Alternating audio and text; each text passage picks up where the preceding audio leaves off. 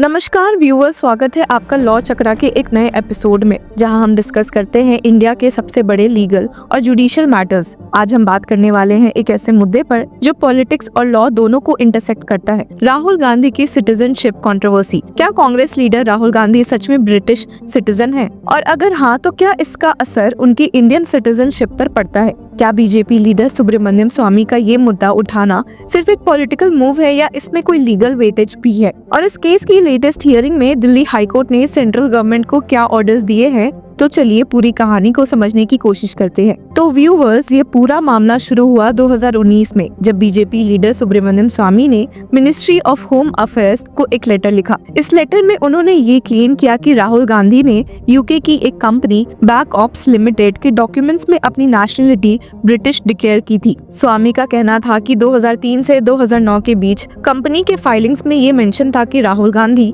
British citizen है। Indian law के मुताबिक एक इंसान एक ही देश का सिटीजन हो सकता है, डुअल सिटीजनशिप अलाउड नहीं है। अब यही सवाल उठता है कि अगर ये एलिगेशन सही है तो राहुल गांधी की इंडियन सिटीजनशिप का क्या होगा? अब ये मैटर एक बार फिर दिल्ली हाईकोर्ट में उठ गया है। कोर्ट ने सेंट्रल गवर्नमेंट से सीधा सवाल किया कि जब स्वामी ने 2019 में ये रिप्रेजेंटेशन दी थी तो उसका अब तक क्या हुआ? क्यों गवर्नमेंट ने अब तक कोई एक्शन नहीं लिया? ये सवाल चीफ जस्टिस देवेंद्र कुमार उपाध्याय और जस्टिस तुषार राव गेदेला की बेंच ने additional solicitor general Chetan Sharma से किया, जो गवर्नमेंट को रिप्रेजेंट कर रहे थे। स्वामी का कहना है कि उनके लेटर के बाद एमएचए ने राहुल गांधी को एक शो कॉज नोटिस इशू किया था, जिसमें उनसे अपनी ब्रिटिश सिटीजनशिप के एलिगेशंस का जवाब मांगा गया था। पर एज पर स्वामी, गांधी ने इस नोटिस का कभी जवाब ही नहीं दिया और सरकार ने भी आगे कोई एक्शन नहीं लिया। स्वामी का कहना है कि गवर्नमेंट की जिम्मेदारी है कि वो इस इशू को क्लियर करे।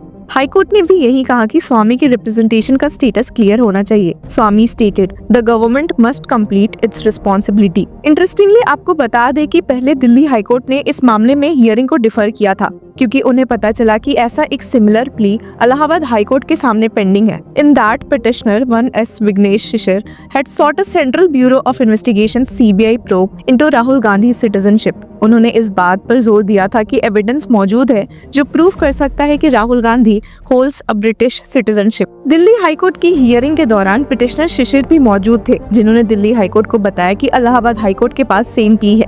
हालांकि यहाँ पर सुब्रमण्यम स्वामी ने स्टेट किया कि they are not the same, जिसके बाद बेंच ने उनसे सवाल ही कर लिया, what do you want hear from us? जिसके जवाब में शिशिर ने स्टेट किया कि this case has become infructuous because of the submissions made by the government of India before the Allahabad High Court that they are at the final stage of taking a decision। जिसके बाद justice Tushar ने शिशिर को बोला कि you may assist and supplement when called for। अब अगर legal perspective से देखें तो ये case article 9 of the Indian constitution और इंडियन सिटीजनशिप एक्ट 1955 से जुड़ा है। आर्टिकल 9 कहता है कि अगर एक भारतीय नागरिक किसी और देश की सिटीजनशिप वॉलंटरीली एक्सेप्ट करता है तो उसकी इंडियन सिटीजनशिप ऑटोमेटिकली खत्म हो जाती है, पर इसका प्रूफ देना भी जरूरी है। सिर्फ एक कंपनी के डॉक्यूमेंट्स में ब्रिटिश सिटीजन लिखने से क्या सिटीजनशिप कैंसिल हो सकती है? ये एक इम्पोर्टेंट लीगल क्वेश्चन है। तो व्यूअर्स, इलेक्शंस भी करीब है और ऐसे सेंसिटिव इश्यूज पॉलिटिकल नैरेटिव का हिस्सा बन जाते हैं। क्या ये केस सच में राहुल गांधी की सिटीजनशिप का है या सिर्फ एक पॉलिटिकल मुद्दा?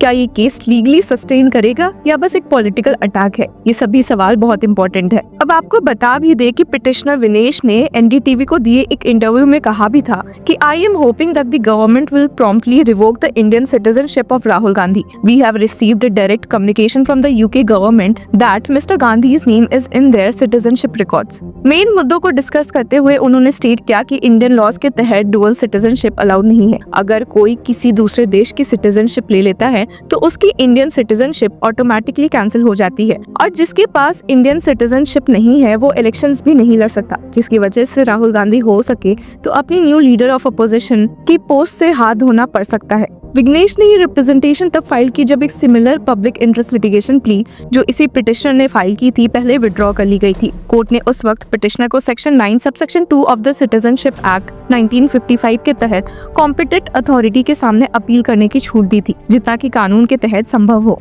अपनी पब्लिक इंटरेस्ट लिटिगेशन में विघ्नेश का ये दावा है कि हाईकोर्ट द्वारा पहले वाली प्ली डिसमिस होने के बाद उन्होंने ministry of home affairs government of India के सामने एक डिटेल रिप्रेजेंटेशन फाइल की जो अब तक पेंडिंग है। इस पब्लिक इंटरेस्ट लिटिगेशन में पिटिशनर का ये भी कहना है कि उन्होंने इस इशू पर डिटेल्ड इंक्वायरीज की, नए इनपुट्स इकट्ठा किए और यूके गवर्नमेंट को गांधी की सिटीजनशिप रिकॉर्ड्स के डिटेल के लिए ईमेल्स भेजे थे। पिटिशन कहती है कि इसके प्रोसेस में उन्हें ये पता चला कि यूके गवर्नमेंट को 2022 में भी एसएस शर्मा, जो इस केस में रिस्पोंडेंट नंबर 14 भी है, द्वारा गांधी की डिटेल्स के लिए एक रिक्वेस्ट मिली हुई थी। इसके बाद पिटिशनर विघ्नेश ने शर्मा से संपर्क किया, जो तैयार हो गए कि उन्हें यूके गवर्नमेंट द्वारा भेजे गए कॉन्फिडेंशियल ईमेल शेयर करेंगे।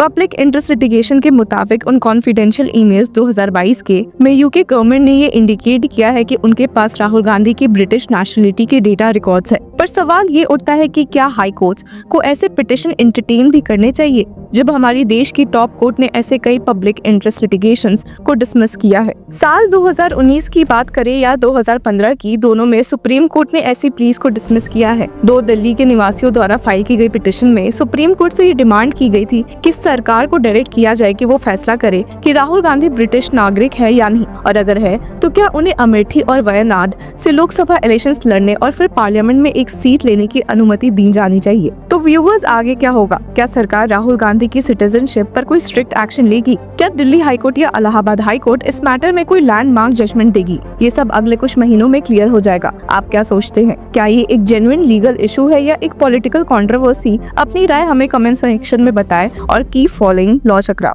Hello law lovers and justice seekers, welcome to law Chakra. हम आपके लिए लेकर आए हैं कुछ बहुत ही exclusive. Introducing law Chakra prime membership, जो आपको देगा exclusive access like never before. चाहते हो कि सबसे पहले आपको मिले latest legal updates? Law Chakra prime के साथ आपको मिलेगा early access to exclusive content, critical case analysis, courtroom battle का ब्रेकडाउन, वो भी बाकी व्यूअर्स से पहले। मोर अपडेट्स, मोर एनालिसिस, यानी कि फुल इनसाइडर एक्सेस, वो भी बस घर बैठे। यही नहीं, प्राइम मेंबर को मिलेगा access to exclusive interview session with renowned जजेस, लीगल एक्सपर्ट्स एंड लॉयर्स। ऐसे इनसाइट्स जो आपको कहीं और नहीं मिले।